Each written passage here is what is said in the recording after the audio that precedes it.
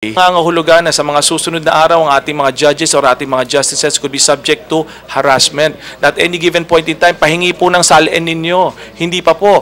Pag-uusapan pa yun ang en banc ng Supreme Court. Ganun po ang proseso. Yung pagkakataon ng kay Chief Justice, nang nilabas niya yun ay upang ipakita lamang sa taong bayan, wala po akong tinatago. Ang masakit lang nga po, nung okay nang inilabas din niya, iba naman po ang lumabas na kwento. Yun po ang nakakalungkot.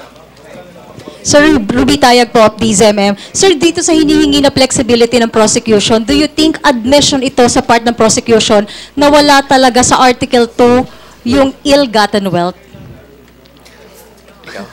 Mahirap sabihin kung admission nila yan. Siguro malamang sasabihin nilang hindi kasi pinaglalaban nga nilang nandoon na yon base dun sa mga aligasyon nila na may suspecha sila. Siguro ang isa lang na nakikita namin ay parang minsan sa trial ay yung parang kulang nga dun sa paghahanda pati dun sa mga kung paano nila ginagawa yung mga kanilang tanong na hindi ito sumasang-ayon sa rules of evidence. Kaya siguro yun yung sinasabi nila na maging flexible sana. Kung may dadagdag po ako roon, yung liberal po kasi napakaluwag na salita niyan eh. At napakadaling intindihin sa ordinaryong tao. Pag liberal, kasi kahit naman sa pag mahigpit ang tao, ang hirap namang kausap ng taong to. Pero po para na lang, sige liberal, para na lang mailusot natin, maibigay natin, hindi naman po pwede. Kahit mismo ang batas ay hindi sinasabing liberal sa lahat ng pagkakataon. Kung nire-refer po nila yung Rule 1, Section 6 na Rules of Court na liberality, ang ibig lang po sabihin nito ay dapat mas manaig ang hustisya kaysa sa technical rules. Pero kung matatapakan ng hustisya sa hindi pagsunod sa batas, ay ibang usapan po yun. Good afternoon, Attorney.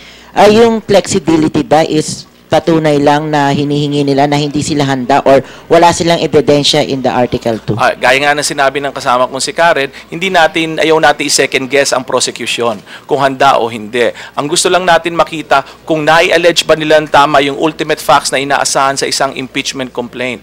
Kung hindi nila nai-allege yun at hindi nila natatayuan yon, ay dapat po hindi yon, dapat mai-dismiss yung Article 2 na yon. Yung portion po na yon, yung sa ill-gotten wealth at sa anti-graft. Wala pong dahilan para tumayo yon. At this point in time, to be honest with you, natutuwa po kami dahil unti-unting naliliwanagan ng taong bayan kung ano yung pinagtatalunan. Kasi po akala ng iba, technical lang naming nire-raise ito.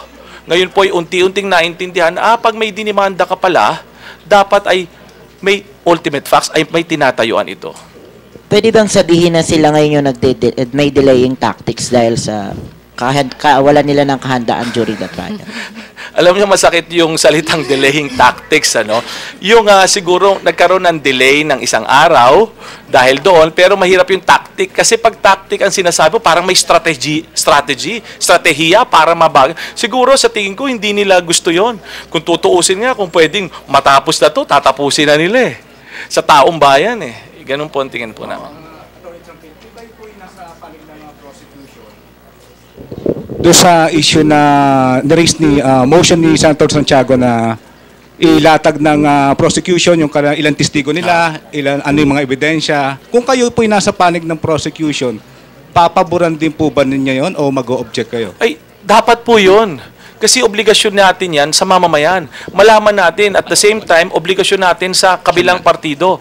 At sa senator judges, kung matatandaan nyo, nung simula pa po yan, first 2 days, sabi nila, bigay nyo ang listahan ng mga testigo, ibigay nyo ang listahan ng mga articles sa pagkasunod-sunod. Pero makita nyo, nung nag-submit nila, nung sinagot nila, Article 2, Article 1, and Article 7, kung tama po ang pag-alala ko. So, ang nakikita po kasi nila, itatago muna namin ng baraha, baka mabasa kami. Yun po. Kung sa sinabi ni Senator Miriam, sangayon po kami doon. Pero hindi po ba yung issue niyan na na-raise, yung motion ni Senator Santiago, ay na-desisyonan na ng impeachment court, particularly do sa pre-trial na dininay? Thank you. Iba-iba yon. Yung pong yung dininay noon is yung preliminary hearing po. Nung matter of verification. Ang pre-trial po ay bago magkaroon ng trial, ito po ay recognize sa ating rules of court. Bago ka mag-trial, magpi-pre-trial. Magmamarka ka ng dokumento, pangangalanan mo ang witnesses mo, magkakaroon po kayo ng stipulation of facts at mga admission. Ganun po yun. Iba po Sir, yun.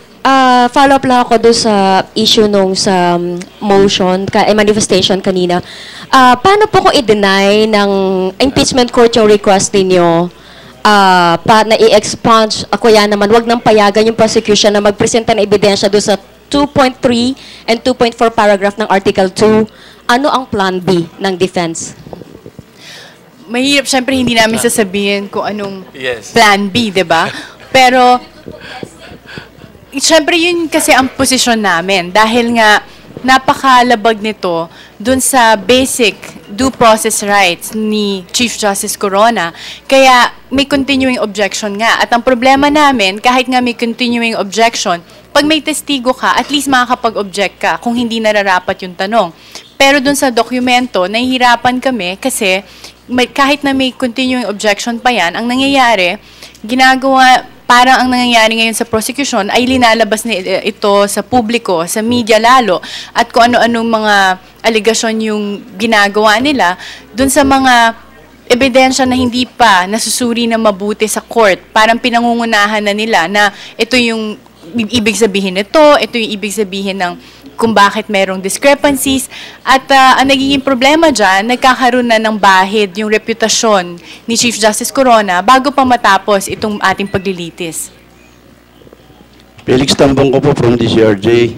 Tanong lang namin, no, bakit ngayon lang lumabas yung issue ng flexibility at saka ng pagiging liberalismo? Ay, siguro po yan ang katanungan na dapat ay tinatanong natin sa prosecution.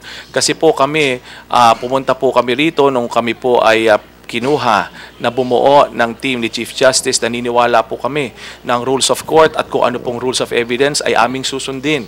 Dahil po naniniwala kami na para sa katarungan, gaya po ng sinabi ni Senate President tsaka ni Senator Villar, sabi niya, ito ay susundan at magiging pamantayan ng mga susunod pang i-impeach na public officer. Kaya po napaka-importante po nito. Hindi po ito yung parang biro na, sige, tapusin na natin yan. Sira naman na yung tao eh. Sunog na yung tao. Pabayaan na natin yan. Hindi po. This will strengthen our country. This will strengthen our democracy. So we have to do it properly. Ino-question po ng depensa yung pagbibigay ng mga dokumento, particular yung mga ebidensya sa mga media. Alin po? Yung pagbibigay po ng mga dokumento sa media. Siyempre, kina-question namin yan. Wala kaming fina-file na motion tungkol dito. Pero sa labas, siyempre, ang isa sa mga pangangamba namin ay bakit hindi nasusunod yung stern warning ni Senate President Enrile na huwag pag-usapan sa labas ng korte yung merits ng kaso at yung mga ebidensya na ilalabas nila sa impeachment proceedings. Kasi nga, nung una pa lang, sinabi ni Senate President na itong impeachment ay dapat paglilitis dito sa loob ng impeachment court. Hindi ito dapat paglilitisan sa publiko. Kasi nga, ang assumption natin, ang pagkakaintindi natin, ang Senate President at ang mga Senator Judges, ang may karunungan na alamin kung ano yung mga katanggap-tanggap na ebidensya, kung ano ba ang mga tamang akusasyon, at kung napatunayan ba itong mga to. Kaya ang iniiwasan nga natin dyan ay yung trial by publicity. Pero ngayon, ito yung pa rin yung nangyayari. Okay. Kung makakadagdag po ako doon, no, hindi po kami sana nagagalit na lumalabas po yun sa media. Kaya nga po sana humingi kami ng tulong. Dumudulog kami sa inyo na sana po hindi po ito suriin sa media. Gaya na lang po na nangyari sa SALN. In-upload po iyon. Ibig sabihin kahit na sinong bata, 14 years old na marunong, 16 years old na marunong mag-upload, 18 na wala pong nalalaman dito. Pag binasa po niya, nilatag, hindi naman po niya naintindihan kung ano po ito eh. Patapos, may maririnig siya. Bakit nga ganun? Bakit ang liit kumpara hindi naman alam ng kahit lang lahat ng tao kung anong ibig sabihin na assessed value at fair market value. Tapos pa po, pag sinundan nyo pa yan ng income tax return bukas, pagtatabihin lang po yan. Sa pag-upload, tama po ba ako? Pag pinagtabi po yan ng buka, malayo. Pero hindi po nila tinutukoy na ang public officers, meron po yung special allowances minsan. Pag nakaupo ka sa isang committee, tama po ba yon? Hindi naman po ako public officer. Pero alam ko po na may mga iba silang mga ganong posisyon. So, yun lang po hiniling namin, dinudulog namin sa inyo. Dinudulog. File a motion? Ay, hindi. Nag-rule na kasi ang Senate President eh. Naka-gag order nga eh. Kahit ang media, dapat tulungan nyo kami. Hindi. Ay, hindi. Dapat, alam nyo, ang kumasagot ko po yan, no? Sa Pilipinas po kasi ganito, pag wala nagko-complain, halalang ng halal, sige lang. Kaya nga po, dumudulog kami sa inyo, hindi po kami nagagalit. Dumudulog po kami na sana naman po ang media ay, hindi po kami sabing tulungan kami. Ang ano lang is, let us be accurate in the reporting. Yun lang naman po hinihingi po namin. Yes, Sir, I'm being Ayang of Sunshine Region. No? Ito lang yung tungkol naman sa usapin ng standard of proof na ni-raise up nitong si Senador Santiago. Bakit naman sa tingin nyo, hindi kailangang substantial evidence lang, which is yung ini-insist ng prosecution, and you're insisting naman ng talagang may proof beyond reasonable doubt? Ito, kung mapapakinggan niyo yung pinag-argumento ni ni Justice Cuevas, ang basihan nito ay yung effects ba ng impeachment proceedings.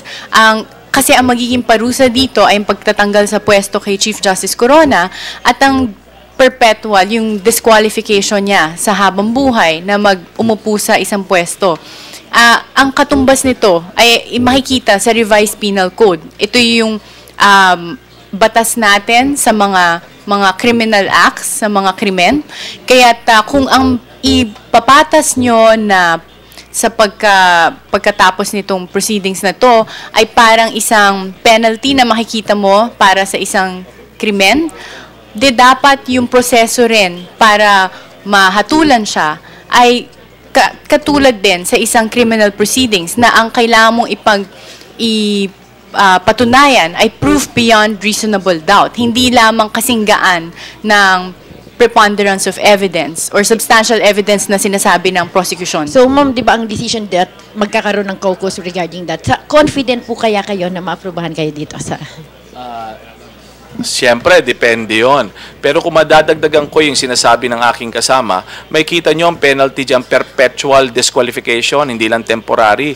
Tapos ang kanyang retirement is what? Forfeited. Yun nga po under the Revised Penal Code. Fine lang, fine. Under the Revised Penal Code, fine lang. Conviction na po yun, criminal. Yun ang paliwanag ni Justice Cuevas. Kaya pong inaasahan namin dito is proof beyond reasonable doubt. Ngayon po, bigyan ko po kayo ng ehemplo. Kung kayo, hindi na po si Chief Justice, may kamag-anak po kayo, may ama kayo, may kapatid kayo, nakademanda. Sabihin po natin, simple theft, na demandang magnakaw. Ngayon po, nagtatrial na po. Sinabi po, oy, ikaw rin pumatay. Ikaw rin ay nag-rape. At ikaw rin ay ginawa mo rin ito. Papayag po ba kayo na itumuloy ang kasong ito? Yung po ang tinatanong ko. Because we are confronted with a very fundamental issue of due process here. This is constitutional. This hits to the heart of democracy and constitution in this country. Sir, may manifestation si Judge Enrile na sabi niya, open siya to submit into a vote yung possible subpoena ni Mrs. Corona and family. Payag ba kayo sa ganun, not just the ruling of the chair, but voting ng judges? Tapos na po yun eh. Yung sa subpoena po ng pamilya ni Chief Justice, natapos na po yun with all due respect po. No? Ang tingin ko, ang tinatanong ng ating Senate President is, sang-ayon ba, ang tanong mo, sang-ayon ba kung magbobotohan sa mga issues ng objections? Ay, mas magaling po sa amin yun. Kung kailangan para po makita rin namin kung paano po sila pumoboto. So kung halimbawa, bumoto yung mga judges na isubpoena si Mrs. Corona. Ay, hindi na po, tapos na po kasi yun, hindi na nila pwedeng pasubpoena po. Ibig sabihin, hindi na nila pwedeng i-recall, yun na desisyon na po nila. Napagbotohan na nila yun. May statement siya, sabi niya kanina, pwedeng i-amend yun through a vote of the senators. Hindi po, harapin natin yung kung gano'n. Pero sa ngayon, ang tingin namin, hindi na po nila pwede recall yun. Tapos na po yun eh. Maliwanag yung constitutional basis po to, yung batas ng desisyon nila. Opo. This is Dennis from Bombo Radio, sir. Nagsalita na rin po yung ilan sa mga kamag-anak po ni Mrs. Corona kung saan medyo nadidiin yata si Chief Justice dahil doon daw po sa idinadahilan na nag-utang ng 11 million yata yun, wala daw alam yung company nung family ni Mrs. Corona. How's that, sir? Yan, ang isang ehemplo, no? That's another example. Yan ba ay sakop ng demandang iyan? Okay? Yan ba ay mahalaga o relevant sa usaping ito? Kung titingnan nyo po, lahat ay binubusisi. Kung pwede nga lang po hanggat sa kamag-anak, binubusisi na po. Ang nangyayari po yan, ganito, imagine nyo, ilalatag ko sa dyan ang ebidensya. Ngayon, mamili ka na kung ano gusto mo. Ay, hindi naman po pwede yun. Otherwise, we are not in a rule of law. Kaya nga po patuloy namin sinasabi, naalala nyo, sinabi ni Justice Cuevas, ang naging problema po ng prosesong ito, hindi po sila nakakalap ng ebidensya doon sa House. Ang nangyayari, they're trying to get evidence to investigate now while the trial is ongoing. Nagiging magkasabay po ang prosesong ito. Kaya po napakahirap. Kaya po sila nahihirapan eh.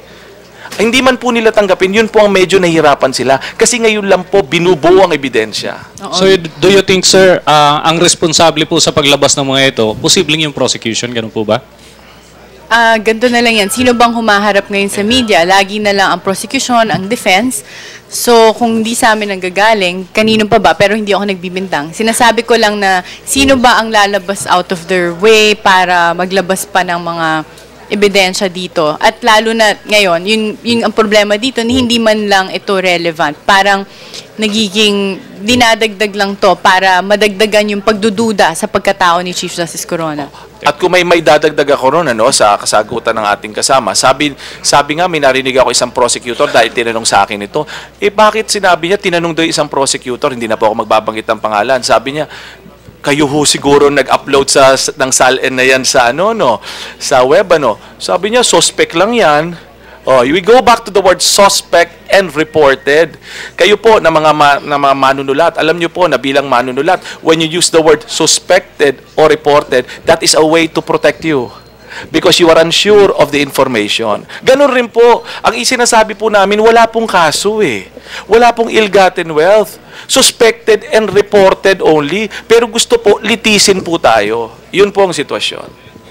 Sir, good afternoon. Brenda of DZAR. Are you satisfied po with the pace the impeachment proceeding is going? At saka, when it comes to the impartiality naman po of the presiding officer, how is that naman po sa inyo? Satisfied kami sa pace at sa bahagi namin, ginagawa namin ang lahat para maging mabilis ito. Kaya nga tuwing meron na ng ruling na pinapa-file sa amin, ginagawa namin agad ito at nagfa-file kami ng kung hindi lang advance, sa tamang panahon pa.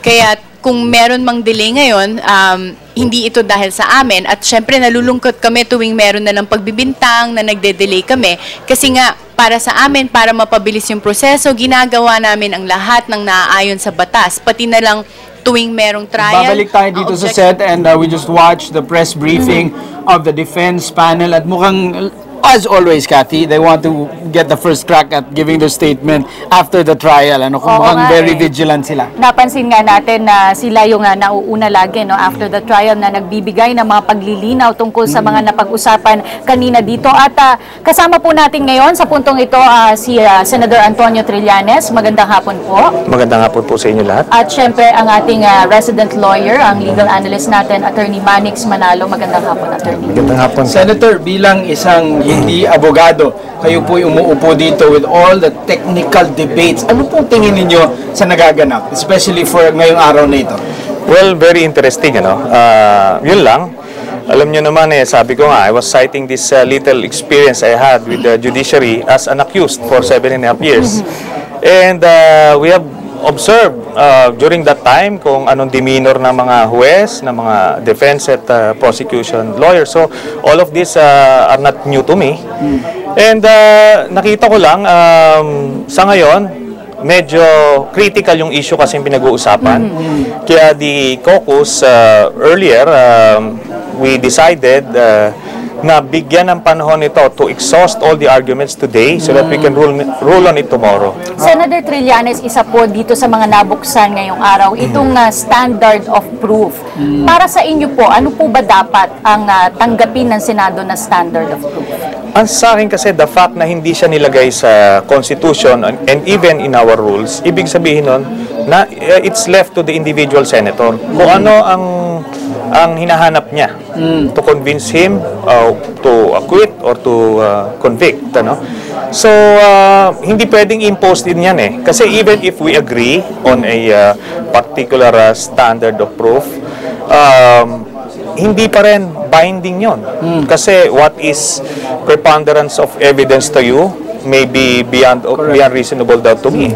So, ganun yun That's right. Senator, ibig niyo po palang sabihin na itong naganap sa araw na ito, na you really open it to debate on the fundamentals like yung sa pleading, kung anong sapat at itong quantum of proof na pag-usapan na ng mga senador during caucus at talagang gusto nyong mangyari ito sa araw na ito? Yes, ang decision kanina is let everybody present their arguments in relation to this particular issue. Sinasabi nila this is prejudicial to both the prosecution and the defense. So kailangan mabigyan sila ng nararapat na panahon to argue about it. Kayo po, para sa inyo po, ano bang dapat sa inyo? Dapat po bang i-relax ng Senado yung rules? Yun yung sinasabi ko kanina. Hindi rin natin pwedeng sabihin, sige, kahit mag-agree tayo, i-relax natin yung rules. Pero subjective din yan and it's also relative. Kasi what may be relaxed rules for us may be very strict as far as the prosecution is concerned. So ang sa akin dito, let's decide on it on a case-to-case basis as it comes. And so far, pinapupurihan naman yung mga rulings ng ating Senate President. So, what is there to complain about? Correct. Senator, bukas magpe-presenta na po ng memorandum yung prosecution team para po yung both sides would already be heard. Do you expect the body to decide on that matter tomorrow para matapos na at para makapag-move on na tayo sa mga testigo? Yes, we have to. We have to decide on it dahil nag-aantay yung taong bayan, ano na ba ang tunay na sitwasyon dito sa ating impeachment trial. Senator Trillanes, nito pong weekend ay may panukala galing din mismo sa clamor ng taong bayan na gawin itong paglilitis sa wikang Filipino. At napansin ko po kanina, medyo marami na po sa mga senador at maging si Justice Cuevas ay nag-Filipino na po. Ito po ba ay napag-agree nyo na amongst yourselves? Actually, walang specific agreement or rule about it. Ito lang yung sinasabi ko noon pa, that this is actually a battle for the hearts and minds of the people. And how can you win their hearts and minds if you're alienating them by language alone? So, itong prosecution at depensa, hindi lang ang kinukumbinsi nila yung mga senator judges, but the public at large dun sa kaso nila. They have to win them over to their side. And the best way to do that is by speaking the language they know.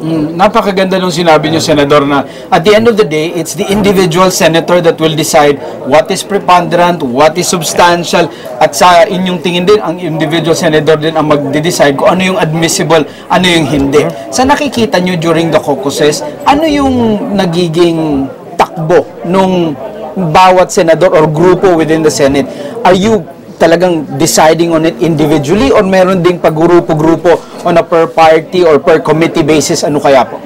Alam nyo, ang kagandahan ngayon, at least in this Senate that I am privileged to witness and join, talagang everybody is concerned about the institution and yung implications nito, yung mga bawat decision. So, every argument is presented, counter-argument, then we can vote on it kung kailangan pagbotohan or minsan hindi lang nagde-decide and let things be, So, yun yung nakikita kong walang grupo-grupo yung boboto yung mga hindi. Maganda. Kaya kita nyo, we're coming out there with one voice practically. Napakaganda. Maraming salamat po, Senator. At Cathy, mukhang ang prosecution naman ang gustong mag-press briefing para paliwanag yung anong tingin nila. At pero bago natin pakawalan si Senator Antonio Trillanes, mensahe nyo na lang po sa taong bayan bilang isang senator judge. Ang ating mensahe po ay subaybayan natin itong impeachment trial. Bukod sa marami po tayong matututunan, marami pong nakasalalay dito. Malaki po ang nakasalalay sa ating bayan at parte kayo nung mabebenepisyohan or maapektuhan kung ano man ang desisyon namin. Maraming salamat po. Senator Trillanes. Attorney Manix, anong tingin mo doon sa sinabi ni Senador? No, kahit na ano pang debate ng mga senador dyan o mga abogado ng bawat panig, at the end of the day, the senator judges will make their own decision. At kung ano pong yung mararating na porsyento nun, yun yung mananaig. Yun yung realidad because they're not bound by by their legal training, they're not bound by jurisprudence, they're bound by their own conscience and how they see evidence. Ano tingin mo doon? Tama ka dyan, Mark, no? At ito'y consistent lang doon sa nature ng korte na pinubuo ng Senado na being sui generis nga. And kaninang... Anong ibig sabihin po nun para sa mga taong bayan? Ang ibig sabihin nun ay siya ay tanging nag-iisa lamang sa yung sa bilang ganong animal, no, sabihin na natin. Kung napansin nyo kanina, yung simula pa lang nung proceeding, yung nakita natin yung unang pag-attend ni Senator Miriam Santiago sa proceedings, and right away she set the tone, no, na meron siguro mga issue na nakalampas nung habang wala siya, pero kanina pinanigurado niya na hindi na pwedeng patagalin pa ito, kailangan na pagdesisyonan na ng grupo. At bago natin ituloy ang ating diskusyon ay tumungo muna tayo sa Senate briefing room. Naroon po at nagsasagawa na ng kanilang press briefing ang prosecution team. Mawawalan daw ng retirement benefits si Chief Justice Corona. Sa aming panig, ang sabi namin, hindi naman, parang administrative case lang to, dahil kung tutusin mo, sinisibak mo lang yung official sinasabi mo lang na hindi na siya dapat manatili doon sa kanyang trabaho. So dapat substantial evidence. Pag substantial evidence, hindi naman po yung ebidensya na walang kaduda-duda. Kumbaga, ebidensya lang na nakakakumbinsi sa isang rasonableng tao. Yun po ang ibig sabihin ng substantial evidence. So pangalawa, palagay ko na naisabi niya na gusto naman niya yung nagsasalita kami, yung prosecution, na hindi kada salita namin o kada bigkas namin ay meron nag-o-object. Dahil yun naman siguro ang ibig niya sabihin doon, yung rules on admissibility. Yung admissibility, ibig sabihin sa korte, kung tatanggapin ng korte yung ebidensya, kung katanggap-tanggap yon sa korte. Yun ay dapat siguro ibahin doon sa relevance o kung sasabihin ng korte na yun ay mahalagang ebidensya.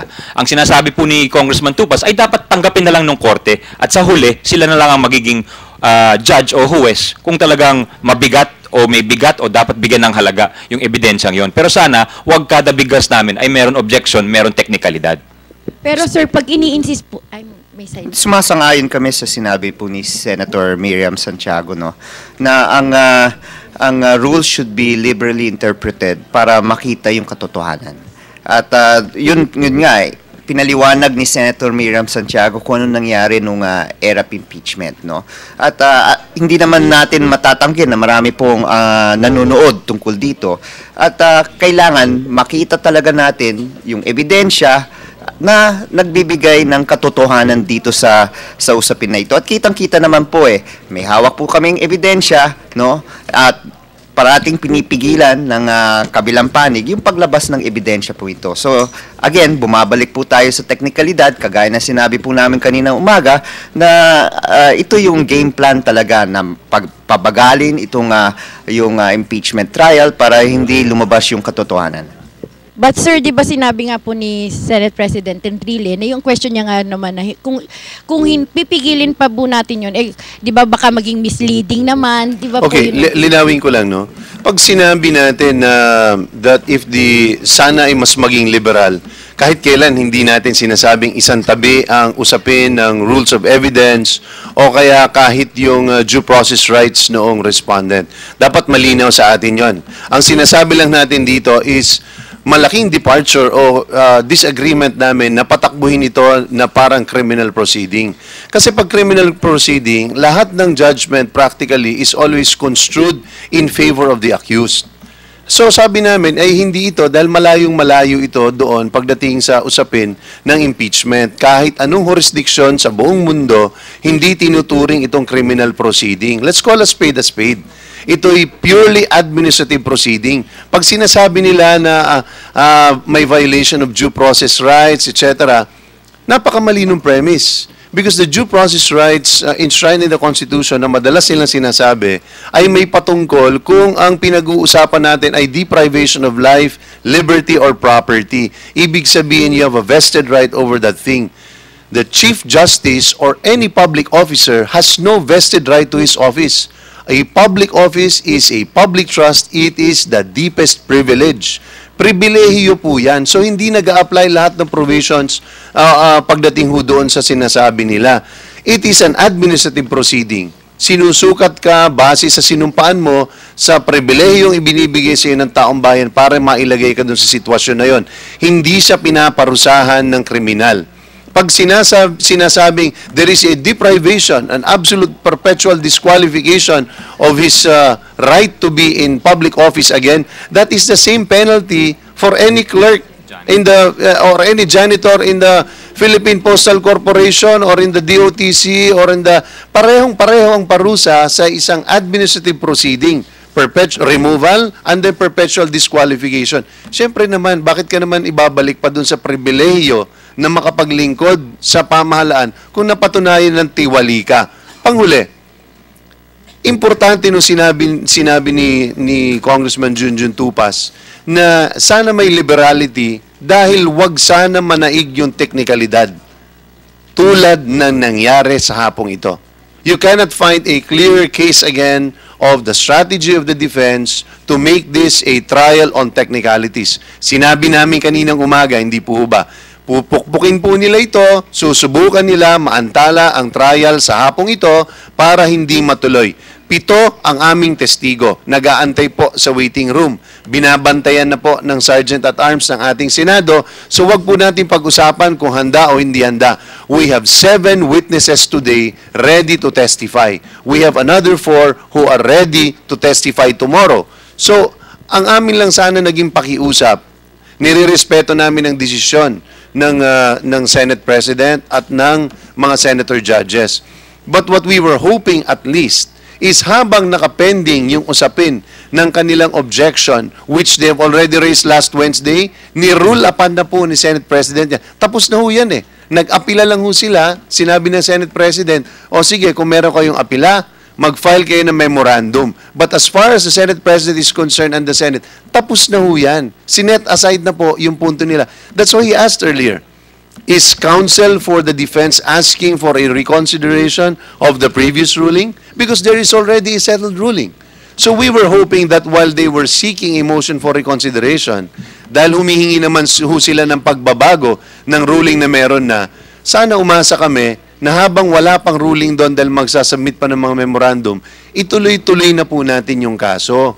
Pero ito po yung sinabi na ho nila kaninang umaga that the defense will put every roadblock para hindi po maituloy ang aming mga testigo, lalong-lalo na po dito sa ITR. Dahil sa SALN, pinigilan nila, no choice sila na ilabas din po yon.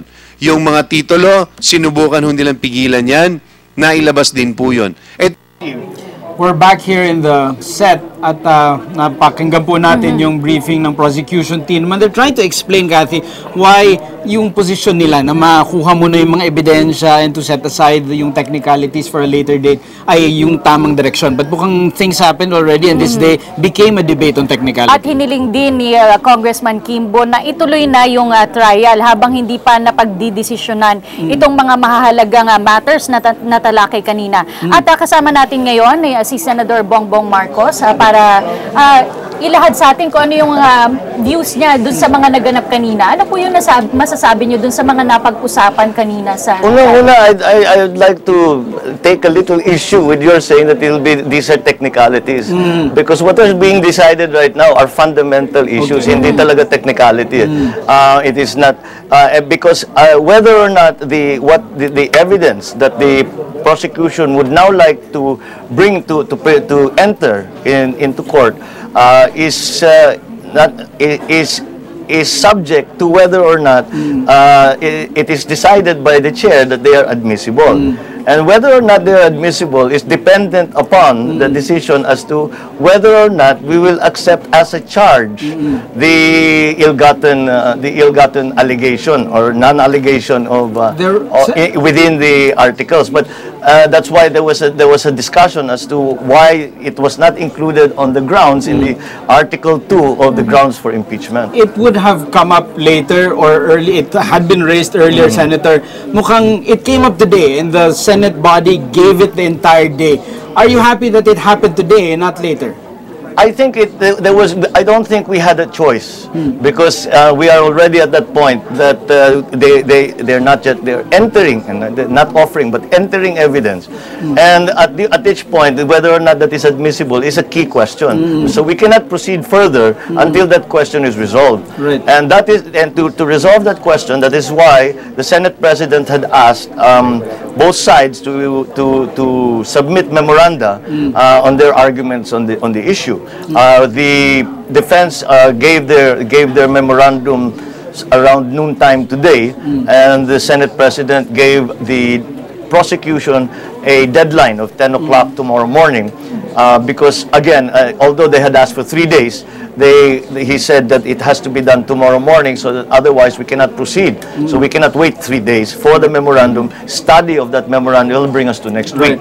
So kaya minamadali niya ng konti because of course it is in everyone's interest that no more delays are So sa tingin niyo po ay hindi dapat magpatuloy itong paglilitis hanggat hindi nasasagot lahat ng mga katanungan na napag-usapan kanina? Well, I think just that basic question, yun lang na pinag-uusapan, na napag-usapan kanina. Kung tatanggapin nga na allegation, halimbawa, yung ill-gotten, yung akusasyon ng ill-gotten wealth na nasa loob ng Article 2. Dahil nga sinasabi, ang listahan ng grounds ng impeachment ay nakalagay sa title ng bawat article, hindi naman nakalagay doon. So that's one issue. The other issue is whether or not it is, whichever way it is decided, which rules do we apply? Do we apply rules of a criminal proceeding, of an administrative proceeding, or a civil proceeding? Now, everyone, I think, parang sa pag-uusap kanina, mukhang sang-ayon naman lahat na hindi naman dapat na mahigpit na susundan ang criminal, ang rules for a criminal proceeding. Ngunit, kung saan magiging maluwag at kung saan magiging mahigpit, ay yan ang kailangan madesisyonan. Para nang sa ganun, makapag-ruling na ang chair at kung tatanggapin ang ebidensya o hindi. Senator, nabanggit na prosecution panel kanina na medyo sa feeling nila nagiging masyadong stricto in the past few days at nagiging parang criminal proceeding na daw. Sa tingin niyo, ano yung sa performance ni Senator Enrile as presiding officer? Sa tingin niyo po ba na ayon dun sa kabuang sentiment ng Senate as a tribunal, yung kanyang mga decision and how he handled the last few days? Well, siya mismo ang nagsabi na yan ang kanyang batayan, na yung mga the rules of court, the rules of evidence, yun ang kanyang ginagamit ng batayan para nga magdesisyon. But you have to understand, he is a lawyer and he is a very experienced and a very good lawyer, and so he will resort to the rules as have been, as he said, tested through time. However, I think he also made very clear that he is open to any other kind of interpretation. So kanyang sinasabi, kung siyang masusunod, susundan niya. Because if you remember, on the very first day of the trial, sinabi na niya, it is neither a criminal nor a civil case. It is, however, more akin to a criminal case. I remember it very well, that phrase that he used. And so that is his tendency, that is his inclination, and that is what he has been applying. And in that regard, masasabi he has been consistent in applying that as a guide. Now, if there is an argument from the defense side that no, it should not be a liberal interpretation of criminal procedure, but it must be a strict one, and the other side is saying that, as understandably, that no, we must have a completely liberal interpretation, and that we should only follow the rules of an administrative proceeding. So, of course, you can see that they have taken, they have polarized to either side of the question. Now, that is what the court will have to decide. The Senate President will have to decide which interpretation to use. Para sa inyo po, ano po bang, saan pong aspeto dapat mag-relax ng rules ang Senado? Well, tingnan muna natin, kasi I don't want to prejudge this because it may baka magkabutuhan.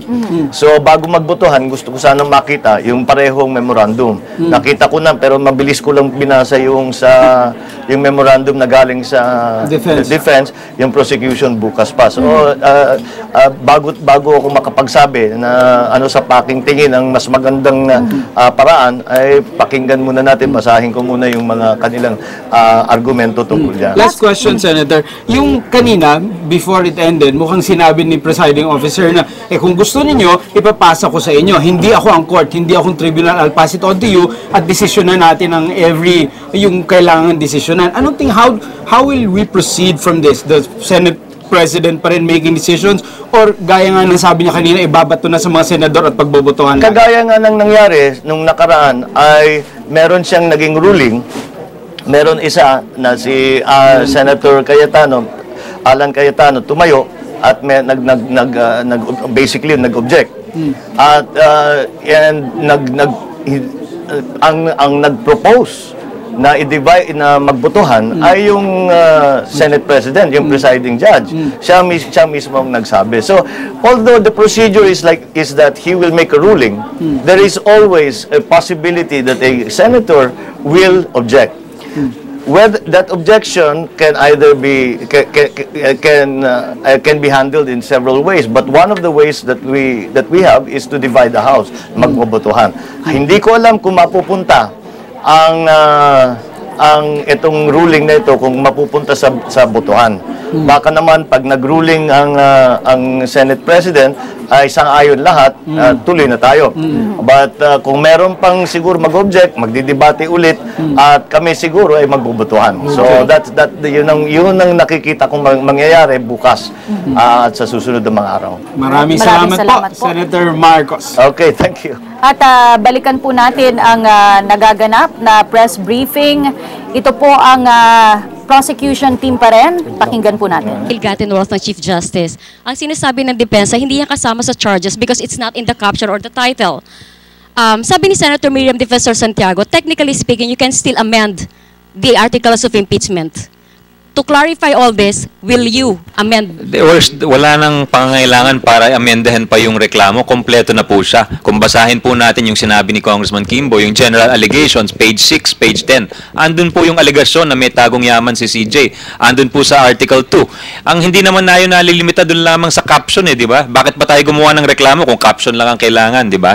Siyempre, elementaryo na yan sa jurisprudence o mga desididong kaso ng Supreme Court na yung aligasyon ang magiging basehan ng korte pagdating sa desisyon kung may sapat na cause of action o may sapat na aksyon sa ilalim ng batas ang isang complainant. Weng, dagdag lang, no? Nasa page 35, paragraph 11 ng sagot po nila, meron specific denial with regard to allegations of ill-gotten wealth. And since there's a specific denial, then there's an admission on their part that there's such an allegation in our articles of impeachment. At kung merong allegation ngayon at may specific denial, nasa panig po ngayon ng prosecution na ilabas yung ebidensya para patunayan na nagsisinungaling si Chief Justice. Nakakalungkot nga kasi pang-5 araw lang ng paglilitis at tila ang dami ng teknikalidad na binato sa atin. Unang-una, yung motion for preliminary conference pinapabasura dahil lang sa verifikasyon na binasura naman ng Senado. Andiyan naman yung motion na huwag payagan yung mga private prosecutors. Pangatlo, yung pagpipigil dun sa SALN. Pangapat, yung ayaw magtestigo ni Chief Justice Corona at ng kanyang pamilya. Tapos ngayon po, yung paghihiwalay ng reklamo. Ito ba po ang aksyon ng isang inosenteng tao? Pag sinabi mo po sa isang tao sa kalsada, nagnakaw ka. Di ba siyempre sasabihin niya, hindi ako nagnakaw. Hindi niya sasabihin, wala yan sa demanda mo. Di ba? Ganun lang naman yun. Simple. Meron pa ba? Yun yung isang pamamaraan din. Kasi yun sinasabi natin, lahat ng jurisprudence na nire-raise ni Justice Cuevas ay lahat patungkol sa criminal case. Lahat patungkol. Pag sinasabi niya motion to quash, kung yan ay Rules 116, lahat rules of court, lahat ay patungkol sa criminal procedure at lahat patungkol sa criminal cases. Sinabi niya yung Marcelo versus Sandigan Bayan, lahat puro criminal cases. Kaya ito yung nagtutulak kay Chief Prosecutor Tupas na sabihin na, teka muna, maghunos dili po muna tayo. Kapag patuloy tayo makikinig sa lahat ng argumento at mga kasong isinasabi, ito'y may patungkol lamang sa criminal cases. This is not a criminal complaint. They can argue all they want and say that there is and gesticulate before the Senate and say that there is a deprivation of property because there is none.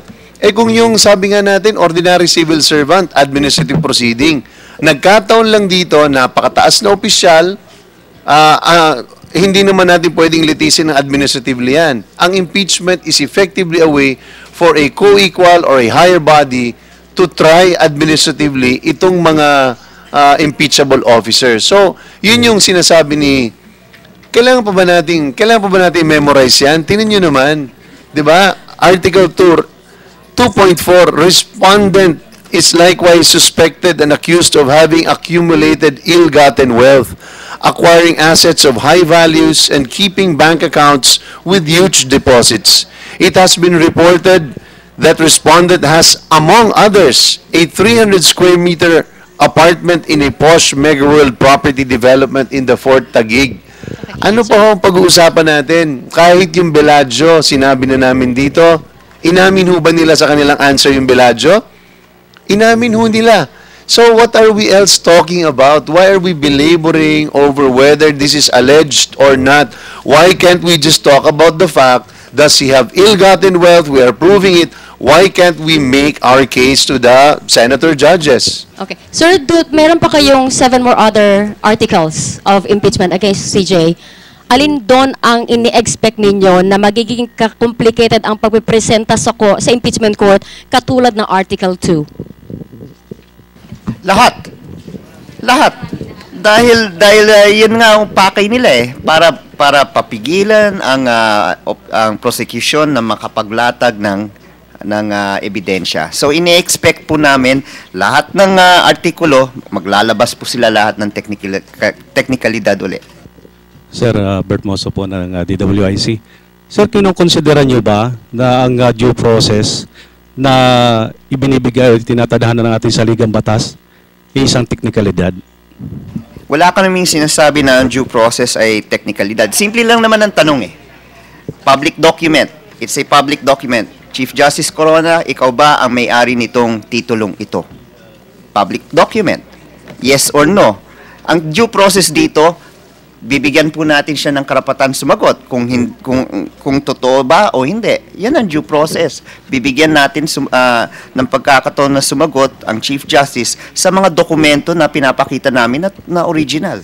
Klaruhin ko lang, Bert, dun sa sagot. Tatanong mo, yung marami kasing klaseng due process Yung due process, yung tamang pamamaraanan ng batas. Pagka criminal proceeding ang pinag-uusapan, iba ang standard ng due process. Pagka administratibo, iba din ang standard. So yung hinihingi po ng depensa ay criminal standard of due process. At yun ay mas mahigpit. So sa amin, tinututulan namin yun. Dahil meron kaming basehan dito sa record sa talaan po ng Constitutional Commission, basahin ko lang po. Ito yung mga sumulat po ng mga provision sa Constitution. Sinabi ni Commissioner Romulo, we leave that to the procedures of the House. Tinanong ni Chief Justice Davide, hindi pa siya Chief Justice noon, Commissioner Davide pa po siya. And finally, for convicting a person for impeachment, would proof beyond reasonable doubt be required? Tanong niya, kapag kino-convict po natin yung isang tao para sa impeachment, kailangan ba ng walang kaduda-dudang ebidensya? Ang sagot po ni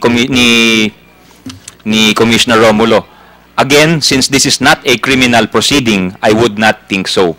Ibig sabihin, hindi po ito criminal na proceeding, so hindi po kailangan yung ganong klaseng pagiging stricto pagdating sa ebidensya, pagdating po dun sa nire-require na due process. Meron po tayong pinag-uusapan sa batas na standard of administrative due process. Binibigyan po ng tsansa na sumagot ang sinasaktal.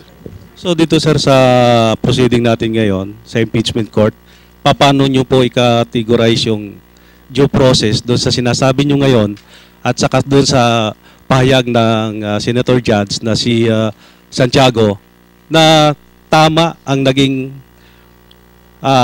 pag-object ng depensa na dapat mabigyan ng pagkakataong magpaliwanag ang inyong inaakusahan? Wala ho tayong disagreement doon. Kami bibigyan naman po siya dito sa paglilitis na ito na paraan para ipaliwanag yung kanyang sarili. Pero hindi lang po dapat gamitin yung ginagamit po sa isang kriminal na paglilitis sapagkat hindi po siya pinaparusahan, hindi po kinukuha ang kanyang buhay, hindi po kinukuha ang kanyang ari-arian, hindi rin po siya binabawian ng kanyang kasarinlan o kanyang kapayapaan. Pero sir, alam naman natin, Chief Justice yan, inaakusahan natin. Pero yun nga ho, tanong ko, yung bang due process na itinatadhana natin sa ligang batas, hindi dapat ipairal sa impeachment court?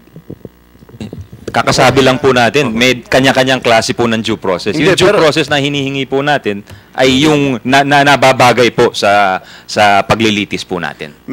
Meron po. Talagang hindi pwedeng mawala. Hindi nga ho, may 25 napaka-veterano mga abogado siya. The fact na naantala nila, they succeeded today in preventing the presentation of evidence and documents is a testament that there is due process. The fact na nagkakaroon ng debate, malinaw na may due process. Ang sinasabi lang natin dyan is, lahat ng tao may karapatan sa due process. Pero hindi naman pwedeng abusuhin ito. May limits ang pagdating dito. You cannot abuse the rights given to you under the rules of court, and lawyers are mandated not to abuse these. And that is simply what we're saying. In fact, ang araw na ito para sa amin, malungkot na araw dahil sa araw na ito nanaig na naman yung teknikalidad over the trial on the merits. Magandang hapon po. Yun ho bang paggigit natin na maging liberal pagdating sa presentasyon ng ebidensya? Pag-amin na wala tayong kakayahan na dumepensa sa usapin ng teknikalidad? Hindi po. Hindi po.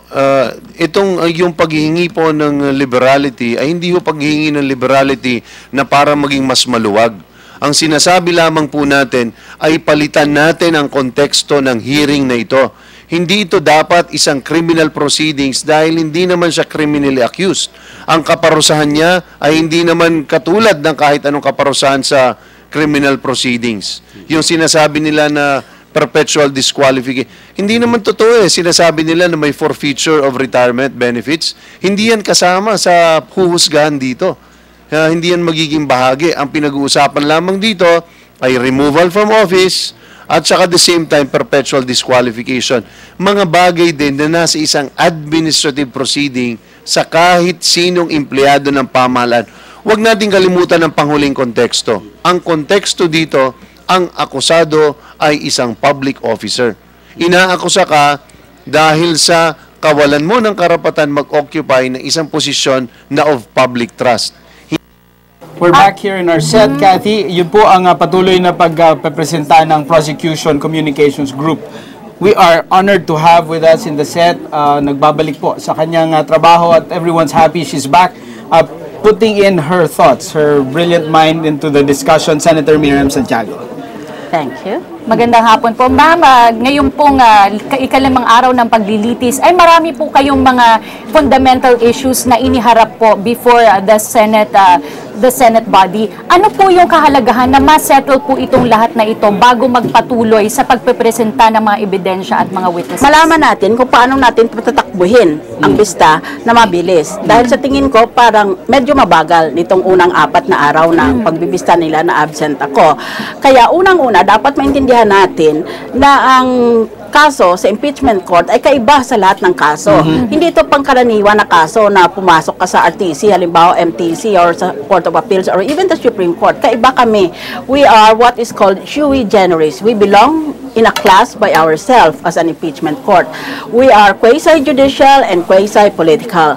Ibig sabihin ng quasi, almost but not exactly. Kaya we're almost political, we're almost judicial but not exactly.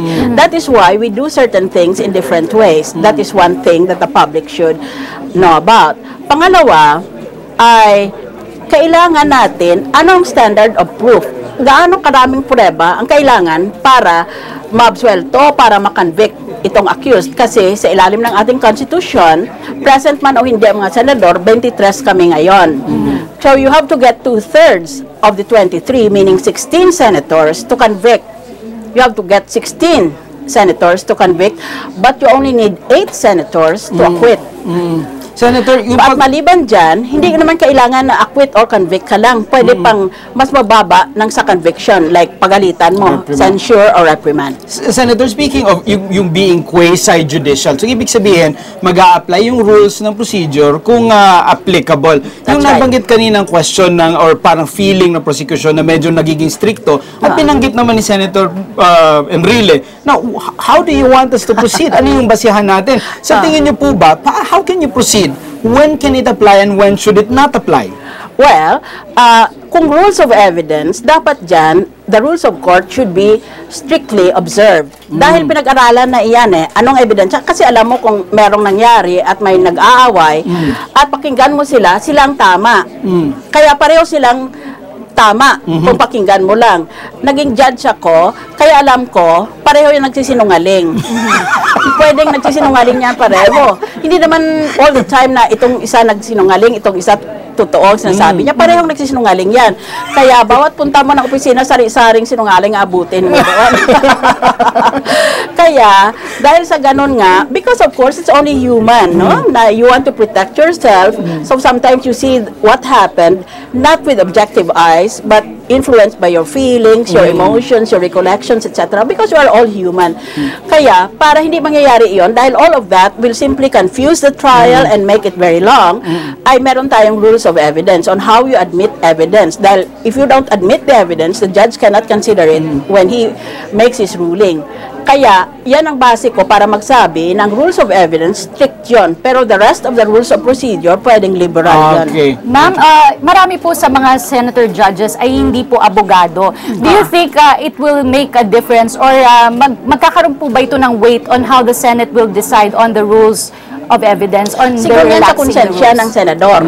Kasi isipin mo, no, di ba, quasi-political, quasi-judicial. Kung political lang, di kung anong partido mo, halimbawa kapartido ka ng administrasyon na siyang nag-unang magsampa nitong demanda, ay di sundin mo yung partido mo. Di wala na palang kailangan pa ng bista para sa iyo, no? Dahil you've already made up your mind. Correct.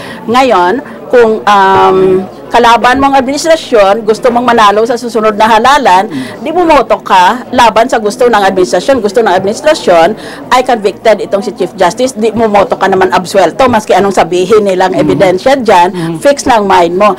Kaya, this will all depend upon the conscience of the individual senators.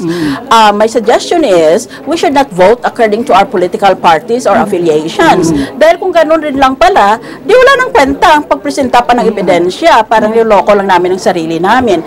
And therefore, we should be strict in applying the rules of evidence dahil ang aming decision should be based on evidence. It should not be based on anything else. Kung base po sa konsensya ng bawat senador at bukas kailangan nyo pong desisyonan yung quantum of evidence at kung hindi din po pala yun maintindihan masyado dahil base din sa konsyensya ng senador, how can the rest of the senators be guided kung yung terms na yun medyo malabo sa kanila at talagang they will defer back to their conscience din naman when they make their decision?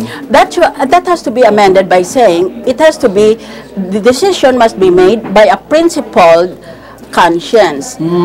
By an educated conscience, ilagay na lang natin, or what the Catholics like to call a discerning conscience. So you have to study, how do you discern? Paano mo naintindihan kung ano ang katotohanan sa likod ng mga pinagagawa, pinagsasabi nitong mga abogado na ito? Ano ba talaga ang nangyari?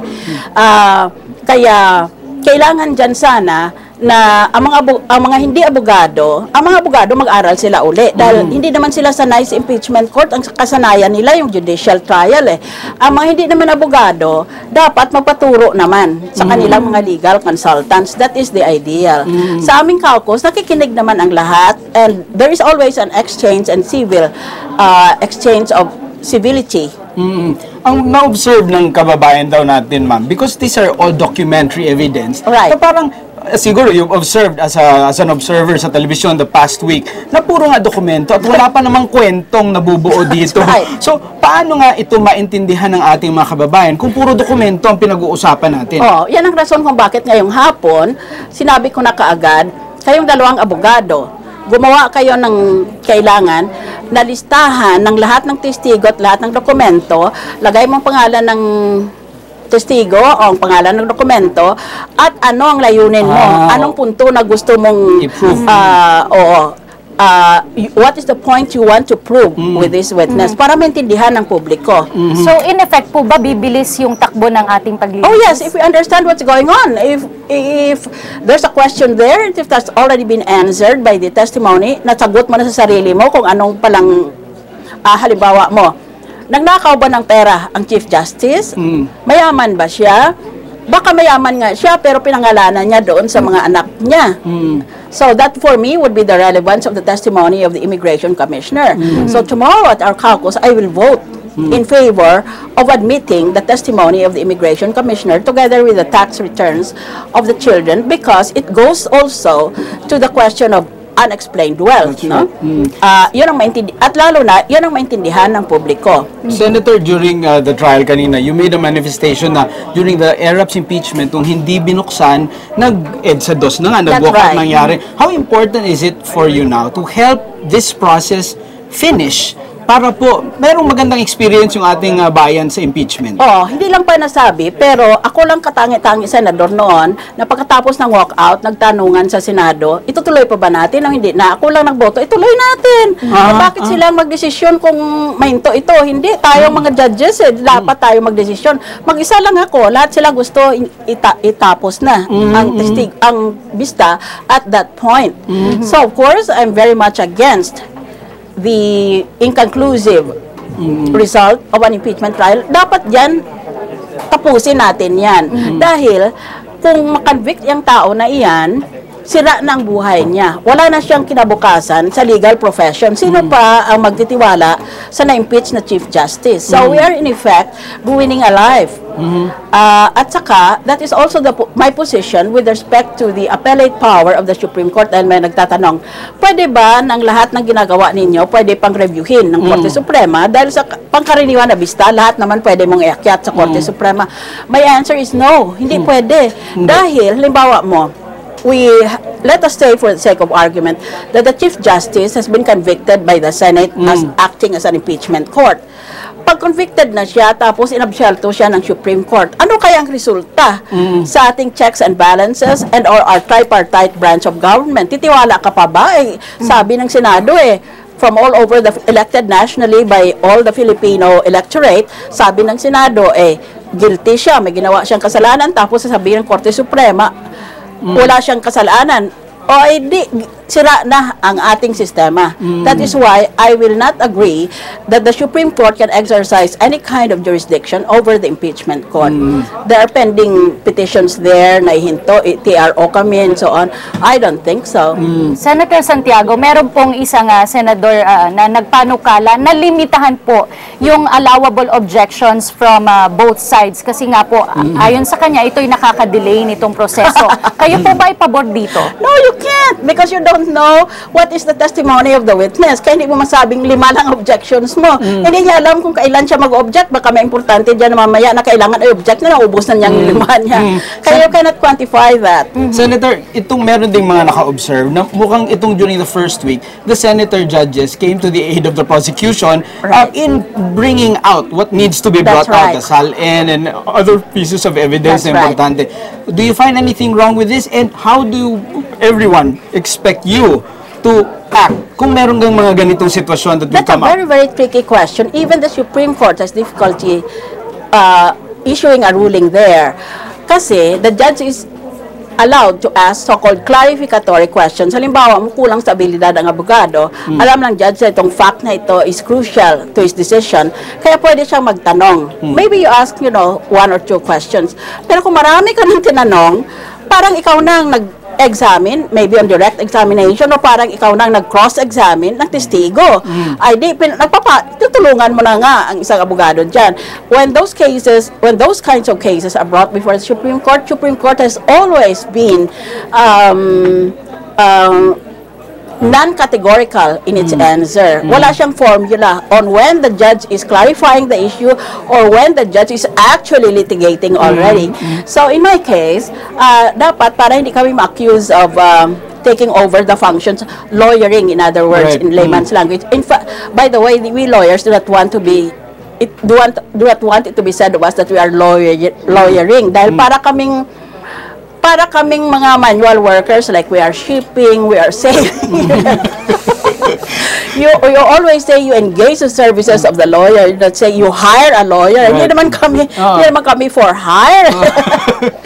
At ayaw niyo pumatawag na lady, Senator. Kasi it sounds like babies. Alright. Maraming salamat. Anyway, so I'll just finish by saying that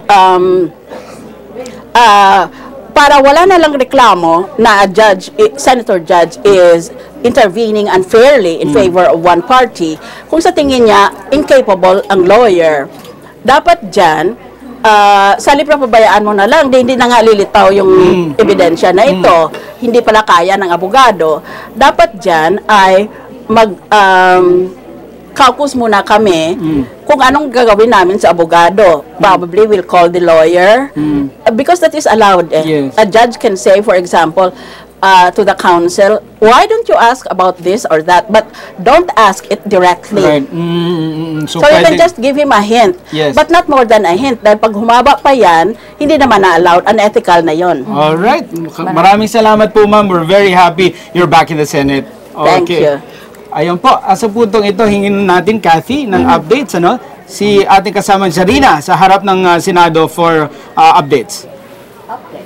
Naging mabigat at mabilis ang pagtatapos sa impeachment trial ngayong araw. Ngunit bago ito nagtapos, naging mainit ang pagsisimula nga ng impeachment trial laban kay Chief Justice Renato Corona dahil nga yan sa pagbabalik ng gentlewoman from Iloilo o si Senator Miriam Defensor Santiago. Una nagpaalala si Senator Santiago na huwag sayangin ang oras ng dalawang kampo sa paglalatag lamang ng testigo or ng ebidensya dahil hindi lamang nito sinasayang ang oras ng impeachment court kundi ang oras ng taong bayan. Kasunod dito hiniling din ni Santiago o ni Senator Santiago ang pagsumite ng listahan ng witness at dokumento ng dalawang kampo sa loob lamang ng 3 araw. Base sa aming nakalap, 11 testigo ang ihaharap ngayon ng prosecution team o ihaharap sa mga susunod na araw ng prosecution team kaugnay sa Article 2 ng impeachment complaint laban kay Supreme Court Chief Justice Renato Corona. At kabilang nga dito sa witness na ito ay si BIR Commissioner Kim Henares o Kim Jacinto Henares. Bitbit nito ang ilang dokumento, partikular na ang income tax return ni CJ Corona at ng pamilya nito mula 1992 hanggang 2010. Ngunit sa pagbabantay namin dito maghapon sa Senado ay hindi nakarating si Commissioner Henares at inaasahan nga na bukas ay darating ito bitbit ang mga dokumentong ito. Ngunit kanina nagsumite si Ms. Henares ng mga dokumento sa Clerk of Court na Impeachment Court at oras na siya ay sumalang bukas sa witness stand ay ilalatag niya ito sa paglilitis. At yan muna ang pinakahuling yan ang mga huling detalye dito sa labas ng Senado. Ako po si Zarina Lusuegro para sa paglilitis katulungan para sa bayan. Back to studio with Mark and Kathy. Maraming salamat, Zarina Lusuegro, at kasama pa rin natin ang ating mga lawyers na magbibigay linaw dito sa mga kaganapan nga. Attorney Joey and Attorney Manix, kanina ay nakapanayam natin ng 3 senador. Ano po yung masasabi nyo na doon sa mga nailahad nila kanina? Ano yung mga importanteng dapat matandaan natin? Well, sige. Napansin ko, katulad nung sagot ni Senator Trillanes and Senator Marcos na siguro dahil hindi sila abogado by profession, yung they rely more on their parang conscience or layman's appreciation of how the case is proceeding, no? Unlike yung kay Senator Santiago na parang gusto niya bigyan ng importansya yung rule of law and due process. So doon may konting difference as to how the evidence will be considered and how they will rule. Based on how the articles are presented to them. Okay, anong assessment mo, Attorney Joey, naman sa kaganapan ngayong araw na ito? Well, kung maaari lamang na patulan ko rin yung katanungan bago ako pumunta sa yung tanong, Mark. Tama yung sinasabi ni Attorney Manix na parang tendency ng mga non-lawyers na senador, pero palagay ko kaya rin siguro ganun ang initial ruling ni Senator Enrile na ang kailangan na standard of evidence para makakonvict ay sufficient and convincing evidence, kasi yung appreciation ng evidence nasa bawat senador yun kaya kung ano yung makakakumbinsi sa'yo. Correct. Ngayon, pag ginawa natin gaya nung sinasuggest ni Senator Miriam Santiago na overwhelming preponderance of evidence, sa ordinaryong senador na hindi naman abogado, magtataka yun. Anong ibig sabihin ng preponderance of evidence? Anong ibig sabihin ng overwhelming preponderance of evidence? So, nawawala yung parang individual subjectivity kung ano yung nakakakumbinsi sa kanya na sapat na ebidensya. Attorney, yung anong tingin mo dun sa takbo nitong araw na ito? Do you think this is going to help the process in the long term? Dahil para sa ating mga kababayan na hindi masyadong nakakaintindi siguro, it's another bump. Wala nga testigong na nakuha o napakinggan. Well, unang-una doon sa suggestion ni Senator Miriam Santiago na magkaroon tayo ng parang listahan ng kung sino yung mga witness, sino yung mga documents at ano-ano yung mga documents na iprepresenta, palagay ko makakatulong yon at makakapabilis doon sa ating proseso.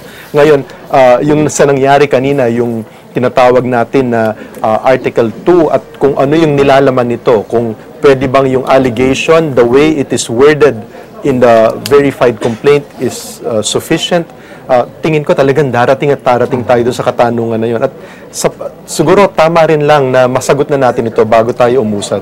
Okay. Maraming salamat, Attorney Joey and Attorney Manix. And yun nga, no, Mark, kagaya ng mga nasabi ng mga senador, mahalaga ito nga nangyari ngayon na mahalagang maintindihan ng taong bayan na kahit na walang testigo na dumating o nag-appear before the Senate Impeachment Court ay mahalagang mapag-usapan itong mga napag-usapan ngayong hapon. At mukhang napakaganda ng kontribusyon ng isang experienced na trial judge elected into the International Criminal Court, Senator Miriam Santiago. Mukhang maganda ang kanyang mga panukala at makakatulong talaga sa proseso ng impeachment.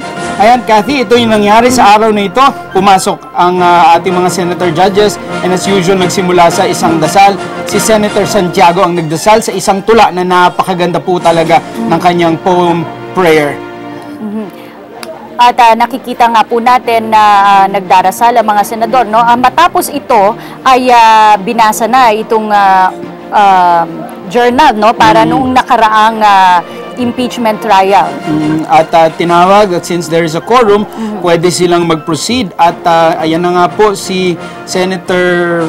At pagkatapos po niyan, si Senator Tito Soto ay sinabi na po ano ang dapat nilang gawin sa araw na ito. Nag-enter ng appearance as always ang prosecution at ang depensa para i-signal na ready po sila para sa magaganap sa araw. At nagsalita si Senador Gregorio Honasan at tinanong niya, are we still adhering to the presumption of innocence? Ito ay kanyang nais lamang daw i-put on record. At syempre nag-agree both defense and prosecution at maging si Senate President Juan Ponce Enrile. At nagtumayo na kaagad si Senator Miriam Santiago at tinanong ng diretsahan ang prosecution kung sino at ilan ang kanilang magiging witness at ilan ang kanilang mga dokumento. At nag-promise po ang Chief Prosecutor Tupas na magbibigay po ng eksaktong detalye sa darating na araw. Si Defense Attorney Cuevas naman nagsabi na 15 ang kanilang magiging witnesses at hindi not less than 25 documentary evidence ang kanila ipepresenta. At ulit-ulit na sinabi ni Senador Miriam Defensor Santiago, yung mga katagang justice delayed is justice denied. Oo, at pinahalagahan niya ito, no, ibig sabihin na gusto niya ng mabilis na takbo ng paglilitis. At napakaganda din po yung kanyang paglilinaw na ito ay quasi-judicial, quasi-political na magdidesisyon po niyan ang talagang Senado as an impeachment court at hindi yung strict rules of procedure ng ating mga korte.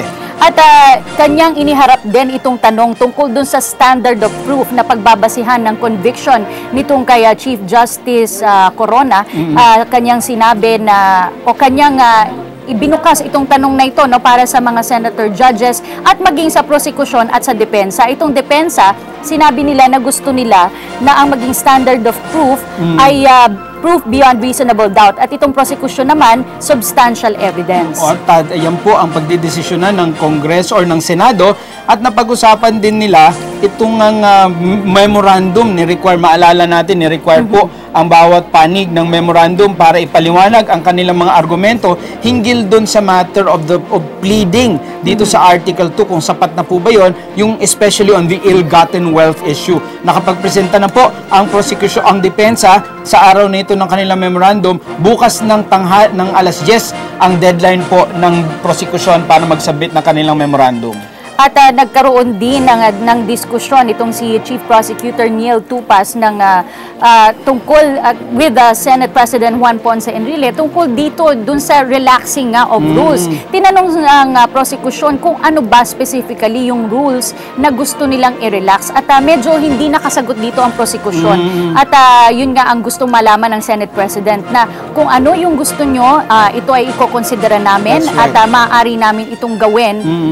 At nagsalita naman yung mga senador na mukhang kampante sila sa leadership ni Presiding Senator Enrile at mukhang napakaganda po nung kanilang pagsuporta sa isa't isa. Pero marami pa pong kaganapan bukas, magdidesisyon. Marahil, Cathy, ang Senado on the memorandum at ano po talaga ang magiging polisiya moving forward. Are they going to accept evidence on ill-gotten wealth or not? Napakabigat po yung issue na yan at marahil didesisyonan yan bukas para po makatuloy ng mas mabilis itong impeachment trial. At base rin dun sa ating mga interviews with the 3 senators ay nagkakaisa sila in saying na kailangan mapag-desisyonan nga ito bukas bago ipagpatuloy itong paghahirap ng mga ebidensya at ng mga testimonya ng mga witnesses. At makakaasa tayo, according to Senator Trillanes, na ang mga senador ay inaaral at ginagampanan ang kanilang trabaho in the best possible way para po mabigyang hustisya ang taong bayan. Dahil ito nga po ang paglilitis, katarungan